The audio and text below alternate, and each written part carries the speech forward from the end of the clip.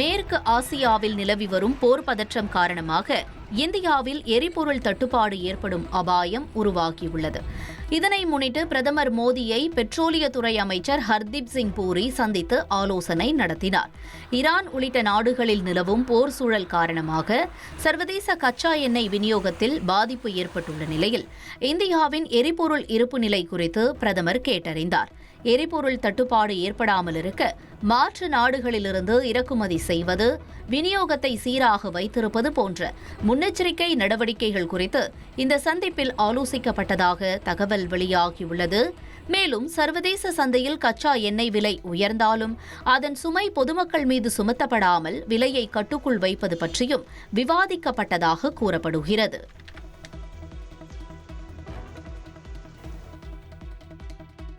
வணிக பயன்பாட்டுக்கான சிலிண்டர் விநியோகம் முற்றிலும் நிறுத்தப்படுவதாக இந்தியன் ஆயில் நிறுவனம் அறிவித்துள்ளது. தங்கள் தேவைக்கான மாற்று ஏற்பாடுகளை செய்து கொள்ளுமாறும் அந்நிறுவனம் வலியுறுத்தியுள்ளது. தமிழகத்தில் கேஸ் சிலிண்டர் தங்கு தடையின்றி விநியோகம் செய்ய மேற்கொள்ளப்பட வேண்டிய நடவடிக்கைகள் குறித்து முதலமைச்சர் மு.க.ஸ்டாலின் ஆலோசனை மேற்கொண்டார். இந்த ஆலோசனைக் கூட்டத்தில் தலைமைச் செயலாளர் முருகானந்தம், உணவு மற்றும் கூட்டுறவுத்துறை செயலாளர் உள்ளிட்ட அதிகாரிகள் பங்கேற்றனர். தமிழகத்தில் 20 நாட்களுக்கு தேவையான சிலிண்டர் கையிருப்பு உள்ள நிலையில் தொடர் நடவடிக்கை மேற்கொண்டு தங்கு தடையின்றி சிலிண்டர் விநியோகிப்பது குறித்து கூட்டத்தில் ஆலோசிக்கப்பட்டது.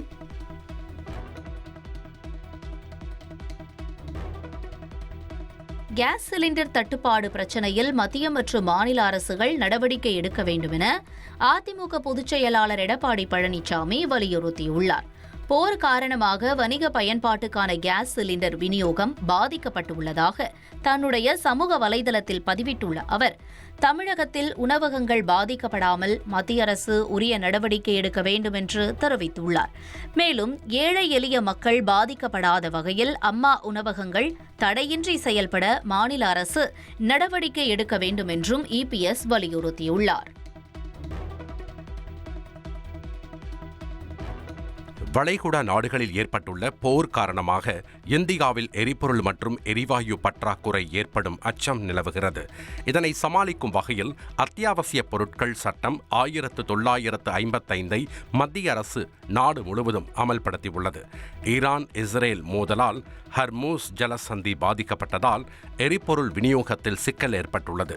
தற்போது இந்தியாவில் சுமார் 50 நாட்களுக்கு தேவையான எரிபொருள் கையிருப்பு இருப்பதாகவும், ஆனால் எரிவாயு கையிருப்பு ஓரிரு வாரங்களுக்கு மட்டுமே இருப்பதாக கூறப்படுகிறது.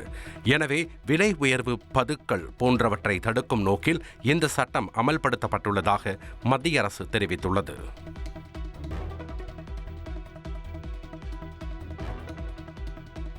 சென்னையில் வீட்டு உபயோக கேஸ் சிலிண்டர் விநியோகம் தாமதமாகி வருவதால் பொதுமக்கள் கடும் சிரமத்திற்கு ஆளாகியுள்ளனர். சென்னையில் கடந்த ஜனவரி மாதத்தில் பதிவு செய்தும் இதுவரை வீட்டு உபயோக சிலிண்டர்கள் கிடைக்கவில்லை என வாடிக்கையாளர்கள் குற்றம் சாட்டுகின்றனர்.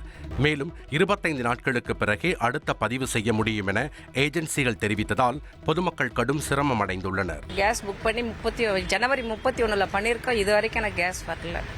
அது கேட்டால் சப்ளை ஆகலன்னு சொன்னா நாங்கள் என்ன செய்யுது? 1.5 மாசம் ஆயிடுச்சு. 2 மாசம் ஆகுது. இது வரைக்கும் நான் கேஸ் இல்லாமல் என்ன செய்யுது? ஒரு கேஸ் தான் தரீங்க நீங்க. அது கேஸ் வரவே நான் என்னப்பா பண்றது? இப்ப 60 ரூபா விலை வேற ஏத்தி இருக்காங்க. இது எந்த அளவுக்கு ஒரு பாதிப்பா இருக்குமா? ரொம்ப கஷ்டம்ப்பா. இது உண்மையா சொல்றேன். கேஸ் நாங்க 1200 ரூபா 1000 கொடுத்து வாங்கிறதுக்கு இல்லாதப்பட்டவங்க தானே. இருக்கப்பட்டவங்களா இருந்தா பிரச்சனை கிடையாது. சிலிண்டர் காரணம் இந்த ஆபீஸ்ல இருக்கிறவங்க மேலதிகாரிக்கு தெரிவிச்சு டிமாண்ட் பண்ணி வாங்கணும். கஸ்டமர் சாட்டிஸ்ஃபை பண்ணுறது தானே ஒரு ஆபீஸ் வச்சிருக்காங்க. அவங்க அவங்க பிரச்சனையை நாங்க எப்படி எங்களுக்கு தெரிஞ்சுக்க முடியும்? அது போர் காரணம்ன்றது என்னன்றது சென்ட்ரல் கவர்மெண்ட்டோ ஸ்டேட் கவர்மெண்ட்டோ பார்க்கணும். இது சால்வ் பண்ண சொல்லுது.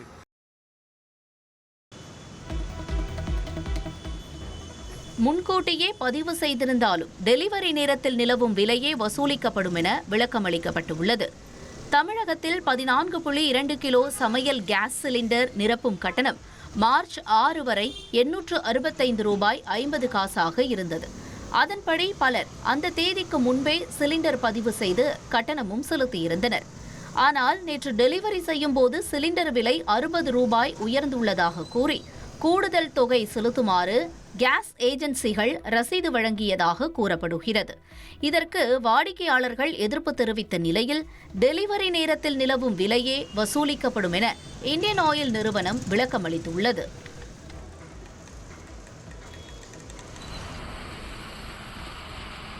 திருவள்ளூர் மாவட்டம் பொன்னேரி அருகே அத்திப்பட்டு புதுநகரில் உள்ள இந்தியன் ஆயில் நிறுவனத்திற்கு சொந்தமான எரிவாயு நிரப்பும் ஆலையிலிருந்து வர்த்தக பயன்பாட்டுக்கான சிலிண்டர் விநியோகம் தற்காலிகமாக நிறுத்தப்பட்டுள்ளது. மத்திய கிழக்கில் போர் பதற்றம் காரணமாக கச்சா எண்ணெய் மற்றும் எரிவாயு கப்பல்கள் தடைப்பட்டதால் இந்த நிலை ஏற்பட்டுள்ளதாக அதிகாரிகள் தெரிவித்தனர். வீட்டு பயன்பாட்டுக்கான 14 கிலோ சிவப்பு சிலிண்டர்கள் வழக்கம் போல் வழங்கப்பட்டாலும் ஹோட்டல்கள் மற்றும் டீ கடைகளில் பயன்படுத்தப்படும் 19 கிலோ நீல சிலிண்டர்கள் கிடைக்காததால் உணவகங்கள் கடும் பாதிப்பை சந்தித்து வருகின்றன. லோடு ஏற்ற காத்திருக்கும் லாரி ஓட்டுநர்கள் பல நாட்களாக வேலையின்றி தவித்து வருவதாகவும் சிலிண்டர் தட்டுப்பாட்டால் ஹோட்டல்கள் மூடப்படும் நிலை ஏற்பட்டுள்ளதாகவும் உரிமையாளர்கள் கவலை தெரிவித்து அரசு உடனடி நடவடிக்கை எடுக்க வேண்டும் என்ற கோரிக்கையையும் முன்வைத்துள்ளனர். சிலிண்டரே கிடைக்கல சார். இந்த ஒரு மாசமா சிலிண்டர் போன மாசமெல்லாம் சிலிண்டர் கிடைச்சது வாங்கணும். இந்த மாசம் சிலிண்டரே கிடைக்கல. இனிமே ஒரு மாசத்துக்கு சிலிண்டர் தட்டுப்பாடாக இருக்குன்னு தான் சொல்றாங்க. நாங்கள் கடை வச்சு பழகிறது எப்படின்னு தெரியல. வாடகை வீட்டில் தான் இருக்கிறோம். வாடகை கடை தான், கட்டடுப்பெல்லாம் சரி போட முடியாது. என்ன பண்ணுவாங்கன்னு தெரியல. கவர்மெண்ட்டில் அதுக்கு ஒரு ஏற்பாடு பண்ணால் நல்லாயிருக்கும். என்கிட்ட 10 பேர் வேலை பார்க்குறாங்க. 10 பேர் வேலை பார்க்குறாங்க. என்னோடய வாழ்வாதாரம் ஹோட்டலில் வேலை பார்க்குற 10 குடும்பம் நடத்தணும். சப்ளை சிலிண்டர் சுத்தமாக சப்ளைஸ் இல்லை. கமர்ஷியல் சிலிண்டர் சுத்தமாக 3 நாளாக சுத்தமாக இல்லை. நான் 3 நாளாக ஹோட்டலில் மூடி வச்சுருக்கிறேன். எல்லா பொருளும் வாங்கி போட்டு கடையை மூடி வச்சுருக்கிறேன். எப்படி நாங்கள் எங்களோட வாழ்வாதாரம் ரொம்ப பாதிப்படையுது. அந்த 4 பேர் 10 பேர் குடும்பத்தோட வாழ்வாதாரமே இதை நம்பி தான் இருக்குது. சப்ளை இல்லைன்னா நாங்கள் சுத்தமாக ஹோட்டல் நடத்த முடியாது. மூடி வச்சுட்டு என்ன பண்ணுறது? எங்களோட பொழப்பு பண்ணுறது. இதை இந்த பிரச்சனையை சீக்கிரம் முடிவு கொண்டு வரணும். ஏதாவது பண்ணி எங்களோட வாழ்வாதாரத்தை மீட்டெடுத்து கொடுக்குறாங்க.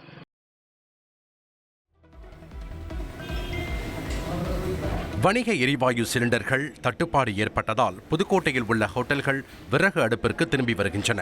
பல ஹோட்டல்கள் மீண்டும் விறகு அடுப்பில் சமையல் செய்யும் நிலை ஏற்பட்டுள்ள நிலையில் ஹோட்டல் உரிமையாளர்கள் விறகுகளை வாங்கி குவித்து வருகின்றனர். எரிவாயு தட்டுப்பாட்டால் துரித உணவுகள் தயாரிப்பும் பாதிக்கப்படுவதாகவும் அரசு உடனடியாக தீர்வு காண வேண்டும் எனவும் அவர்கள் கோரிக்கை வைத்துள்ளனர்.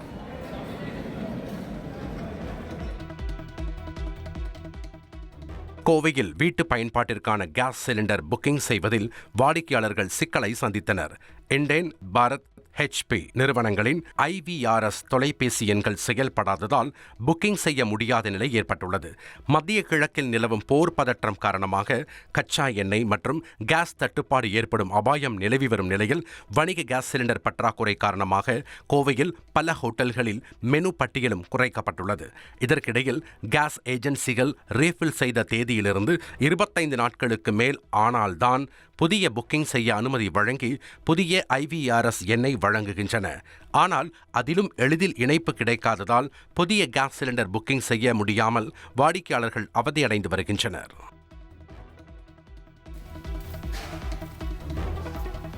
மத்திய கிழக்கு நாடுகளில் நிலவும் பதற்றம் காரணமாக சிலிண்டர் தட்டுப்பாடு ஏற்பட்டுள்ளதால் கடலூரில் பல உணவகங்களில் உணவு பட்டியல் தற்காலிகமாக குறைக்கப்பட்டுள்ளது. வணிக பயன்பாட்டிற்கான சிலிண்டர் கிடைப்பதில் சிக்கல் ஏற்பட்டதால் சில உணவுகள் வழங்கப்படாது என ஹோட்டல் உரிமையாளர்கள் அறிவித்துள்ளனர்.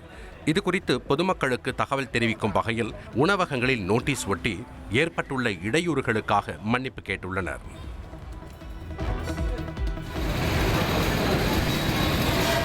சிலிண்டர் தட்டுப்பாடு காரணமாக புதுக்கோட்டை மாவட்டத்தில் உணவகங்கள் மூடப்படும் அபாயம் ஏற்பட்டுள்ளது. உணவகங்களுக்கு வணிக கேஸ் சிலிண்டர் விநியோகம் நிறுத்தப்பட வாய்ப்புள்ளதாகவும் இதனால் ஹோட்டல்களில் இன்னும் 2 நாட்களுக்கு மட்டுமே சிலிண்டர் கையிருப்பு உள்ளதாகவும் அதன் பின்னர் ஹோட்டல்கள் மூடப்படும் நிலை உருவாகலாம் என்றும் உணவக உரிமையாளர்கள் தெரிவித்துள்ளனர். இந்த நிலையில் அரசு உத்தரவின்படி அரசு கல்வி நிறுவனங்கள் மற்றும் மருத்துவமனைகளுக்கு தடையின்றி சிலிண்டர்கள் வழங்க நடவடிக்கை எடுக்கப்பட்டுள்ளதாக கூறப்படுகிறது.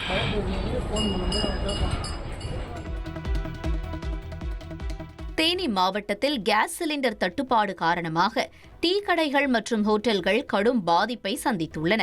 வணிக பயன்பாட்டுக்கான கேஸ் விநியோகம் குறைந்ததால் டீ கடைகள் காலை மற்றும் மாலை நேரங்களில் மட்டும் இயங்குகின்றன.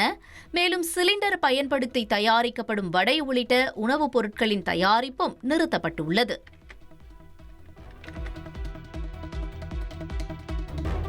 சென்னையில் அம்மா உணவகங்கள் மற்றும் மின் மயானங்களில் சமையல் எரிவாயு தட்டுப்பாடு இல்லை என மாநகராட்சி தெரிவித்துள்ளது.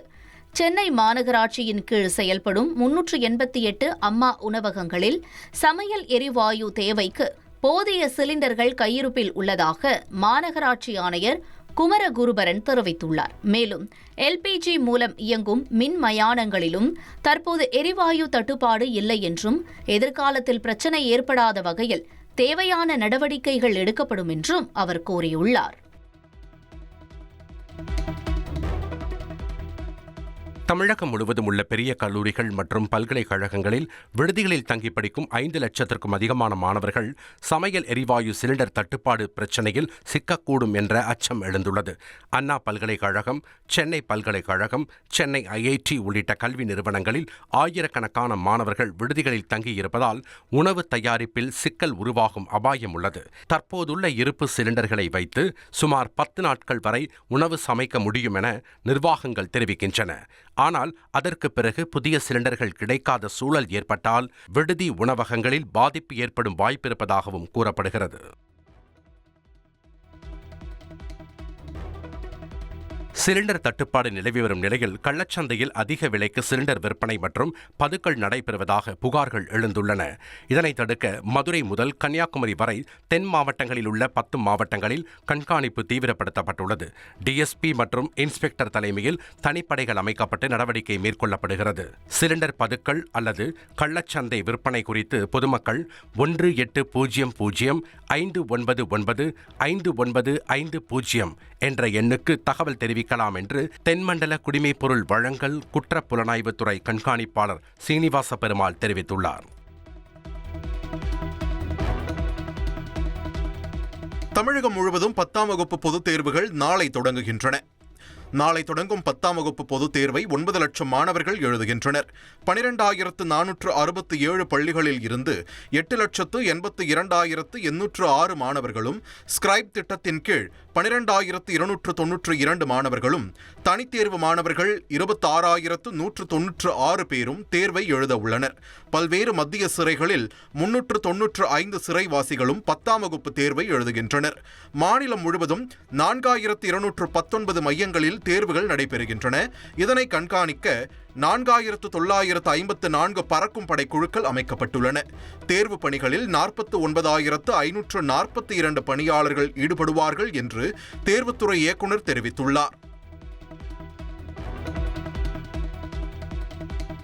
நாடாளுமன்ற வரலாற்றில் முக்கிய நிகழ்வாக சபாநாயகருக்கு எதிரான நம்பிக்கையில்லா தீர்மானத்தின் மீது காரசார விவாதம் நடைபெற்றது.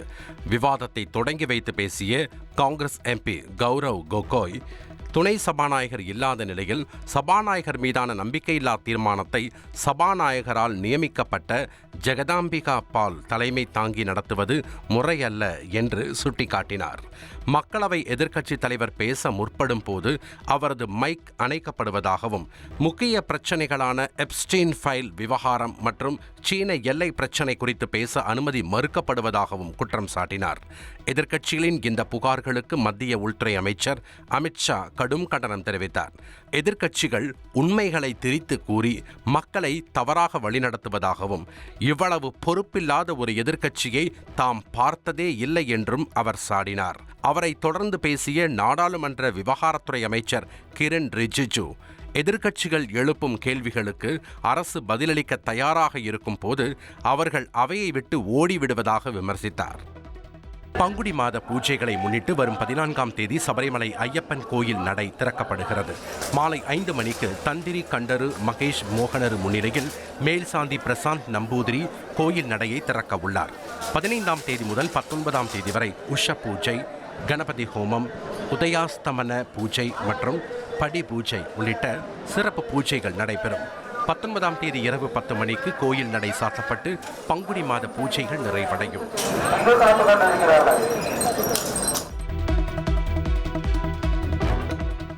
மேற்கு வங்கத்தில் வாக்காளர் பட்டியல் சிறப்பு திருத்த பணியின் போது நீக்கப்பட்ட வாக்காளர்களின் முறையீடுகளை விசாரிக்க ஓய்வு பெற்ற உயர்நீதிமன்ற நீதிபதிகளை கொண்ட தீர்ப்பாயங்களை அமைக்க உச்சநீதிமன்றம் உத்தரவிட்டுள்ளது. தீர்ப்பாய நீதிபதிகளை கொல்கத்தா உயர்நீதிமன்ற தலைமை நீதிபதி தேர்வு செய்ய வேண்டும் என்றும் அவர்களுக்கான ஊதியத்தை தேர்தல் ஆணையம் வழங்க வேண்டும் என்றும் நீதிமன்றம் தெரிவித்துள்ளது. மாநில அரசு மற்றும் தேர்தல் ஆணைய அதிகாரிகளுக்கு இடையே நம்பிக்கை குறைவு நிலவுவதை கருத்தில் கொண்டு இந்த அசாதாரண நடவடிக்கை எடுக்கப்பட்டதாக உச்சநீதிமன்றம் கூறியுள்ளது. அமெரிக்கா மற்றும் இஸ்ரேல் தாக்குதல்கள் தொடர்ந்தால் மேற்கு ஆசியாவிலிருந்து எண்ணெய் ஏற்றுமதியை செய்ய அனுமதிக்க மாட்டோம் என்று ஈரானின் புரட்சிகர காவல்படை எச்சரித்துள்ளது. மத்திய கிழக்கிலிருந்து 1 லிட்டர் எண்ணெய் கூட வெளியேற அனுமதிக்க மாட்டோம் என எச்சரிக்கை விடுக்கப்பட்டுள்ளது. இதற்கு பதிலளித்த அமெரிக்க அதிபர் டிரம்ப், ஈரான் ஹோர்முஸ் நீரிணை வழியாக எண்ணெய் கப்பல்களை தடுக்க முயன்றால் அமெரிக்கா கடுமையான தாக்குதல் நடத்தும் என தெரிவித்தார். அமெரிக்க தாக்குதல்களில் ஈரானின் ராணுவத்திற்கு பெரிய சேதம் ஏற்பட்டுள்ளதாகவும் ஆரம்பத்தில் கூறிய 4 வார காலக்கெடுவிற்கு முன்பே இந்த மோதல் முடிவடையும் எனவும் ட்ரம்ப் நம்பிக்கை தெரிவித்துள்ளார்.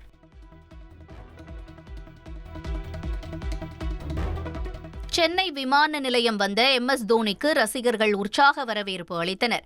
அகமதாபாத்தில் நடைபெற்ற T20 உலகக்கோப்பை இறுதிப் போட்டியில் முன்னாள் கேப்டன்கள் MS தோனி மற்றும் ரோஹித் சர்மா ஆகியோர் கோப்பையை மைதானத்திற்கு கொண்டு வந்து அறிமுகப்படுத்தினர். அந்த போட்டியில் இந்திய அணி வெற்றி பெற்றதைத் தொடர்ந்து சென்னை விமான நிலையம் வந்த தோனியை ரசிகர்கள் உற்சாகமாக வரவேற்ற நிலையில் பின்னர் அங்கிருந்து நட்சத்திர விடுதிக்கு புறப்பட்டார். IPL தொடர் தொடங்க உள்ளதால் தோனி பயிற்சியில் ஈடுபட உள்ளார். ஜனநாயகன் படத்தின் மறுதணிக்கை தாமதமாகும் நிலையில் தயாரிப்பாளருக்கு தொடரும் சிக்கல். தயாரிப்பாளரிடம் விநியோகஸ்தர்கள் பணத்தை திரும்ப கேட்பதாக தகவல் வெளியாகியுள்ளது.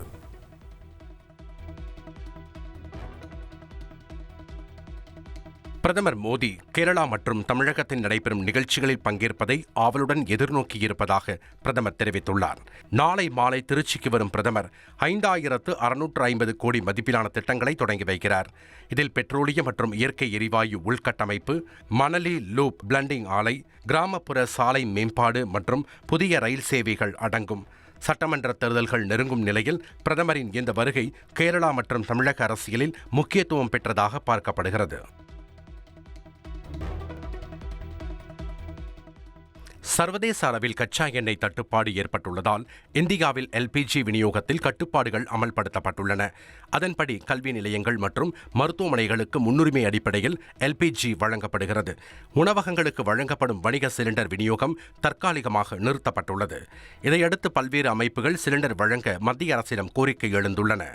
கட்டாய தேவையை கருத்தில் கொண்டு பிற நிறுவனங்களுக்கும் LPG வழங்குவது குறித்து எண்ணெய் நிறுவனங்களின் நிர்வாக இயக்குநர்கள் பரிசீலிப்பார்கள் என பாரத் பெட்ரோலியம் தெரிவித்துள்ளது.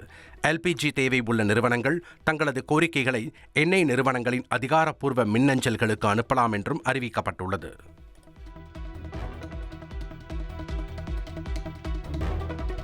திமுக கூட்டணியில் CPM-க்கு ஒதுக்கப்படும் தொகுதிகள் குறித்து அண்ணா அறிவாலயத்தில் 2ஆம் கட்ட பேச்சுவார்த்தை நடைபெற்றது. பேச்சுவார்த்தைக்கு பிறகு பேசிய CPM மாநில செயலாளர் சண்முகம், திமுக முன்வைத்த தொகுதி எண்ணிக்கை ஏற்புடையதாக இல்லை என்றும் கூடுதல் தொகுதிகள் கேட்டு வலியுறுத்தியுள்ளோம் என்று தெரிவித்தார்.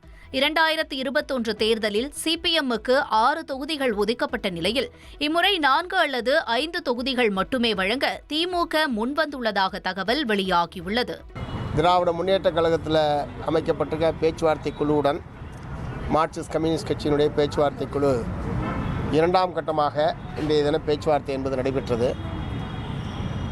அவங்க ஒரு தொகுதிகளுடைய எண்ணிக்கையை அவங்க சொல்லியிருக்காங்க. அதில் எங்களுக்கு ஏற்பில்லை, கூடுதலான தொகுதிகள் வழங்க வேண்டும் என்பதை நாங்கள் வற்புறுத்தியிருக்கிறோம். அவர் தலைமையோடு பேசிட்டு மீண்டும் பேசலாம் என்ற முறையில் பேச்சுவார்த்தை குழு தெரிவித்திருக்கிறது. ஆகவே மீண்டும் நாளை பேச்சுவார்த்தை என்பது தொடரும். இல்லை, நிறைய புதிய கட்சிகள் இந்த அணியில் சேர்ந்திருக்கிறது என்பது கடந்த காலத்தில் இல்லாத புதிய பல கட்சிகள் இந்த அணியில் சேர்ந்திருக்கிறது என்கிற ஒரு நியாயமான காரணத்தை அவங்க தரப்பிலிருந்து சொல்லியிருக்காங்க. அது ஏற்கத்தக்க ஒன்றாக இருக்குது. அதனால் நாங்கள் எதிர்பார்த்த கூடுதலான தொகுதிகளுக்கு வாய்ப்பில்லை என்ற நிலையில் கடந்த முறை போட்டியிட்டதை விட கூடுதலான தொகுதிகள் போட்டியிட வேண்டும் என்ற முறையில் நாங்கள் வற்புறுத்தியிருக்கிறோம். சட்டமன்ற தேர்தலில் தாவேகா சார்பில் போட்டியிட முதற்கட்டமாக 60 வேட்பாளர்களை தாவேகா தலைவர் விஜய் தேர்வு செய்துள்ளார். பனையூர் அலுவலகத்தில் விருப்ப மனு அளித்தவர்களிடம் நேர்காணல் நடத்திய விஜய் எதற்கும் துணிந்து வேலை செய்ய வேண்டும் என அறிவுறுத்தினார். பனையூரில் தாவேகா வேட்பாளர்களுக்கு நேர்காணல் நடத்திய விஜய் பெரம்பூர் தொகுதிக்கு நானே வருவேன் என்று நிர்வாகிகளிடம் தெரிவித்தார். பெரம்பூர் தொகுதியில் விஜய் போட்டியிட ஏற்கனவே தீர்மானம் போடப்பட்டிருந்த நிலையில் அவர் இவ்வாறு கூறியுள்ளார். கரூர் கூட்ட நெரிசல் வழக்கு தொடர்பாக வரும் 15ஆம் தேதி விஜய் ஆஜராக சிபிஐ சம்மன் அனுப்பியுள்ளது. இன்று ஆஜராவதிலிருந்து விஜய் விலக்கு கோரிய நிலையில் 15ஆம் தேதி ஆஜராக அறிவுறுத்தப்பட்டுள்ளது.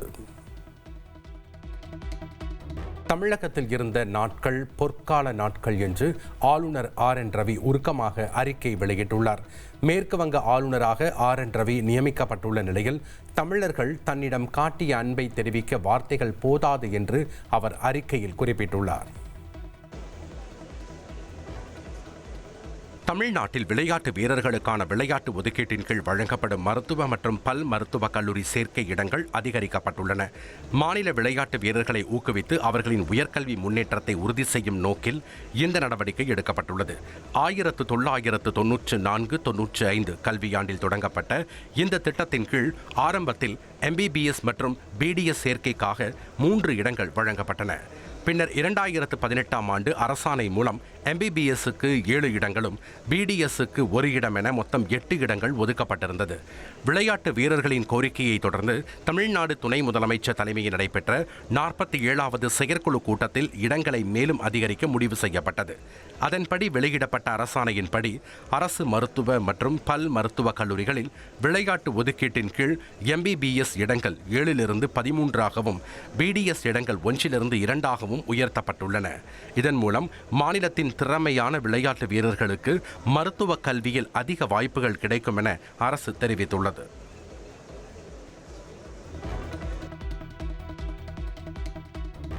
மத்திய அரசின் ஜல் ஜீவன் திட்டத்தின் காலம் டிசம்பர் 2028 வரை நீட்டிக்கப்பட்டுள்ளது. பிரதமர் மோடி தலைமையில் நடைபெற்ற மத்திய அமைச்சரவை கூட்டத்தில் இதற்கு ஒப்புதல் வழங்கப்பட்டது. அனைத்து கிராமப்புற வீடுகளுக்கும் குழாய் மூலம் குடிநீர் இணைப்பு வழங்கும் நோக்கில் திட்டத்தின் மொத்த செலவினம் 8.69 லட்சம் கோடி ரூபாயாக உயர்த்தப்பட்டுள்ளது. மத்திய அரசின் பங்களிப்பு ரூபாய் 3.59 லட்சம் கோடியாக அதிகரிக்கப்பட்டுள்ளது. மேலும் சுஜலம் பாரத் என்ற தேசிய டிஜிட்டல் கட்டமைப்பு உருவாக்கப்பட்டு ஒவ்வொரு கிராமத்துக்கும் தனித்துவமான அடையாள எண் வழங்கப்பட உள்ளது. 2019 3.23 கோடி வீடுகளுக்கு மட்டுமே குழாய் நீர் இருந்த நிலையில் தற்பொழுது 15.80 கோடி கிராமப்புற வீடுகள் குழாய் நீர் இணைப்பை பெற்றுள்ளன. 2028 டிசம்பருக்குள் அனைத்து 19.36 கோடி கிராமப்புற வீடுகளுக்கும் குடிநீர் இணைப்பு வழங்குவது ஜல் ஜீவன் 2.0 திட்டத்தின் இலக்காக அறிவிக்கப்பட்டுள்ளது.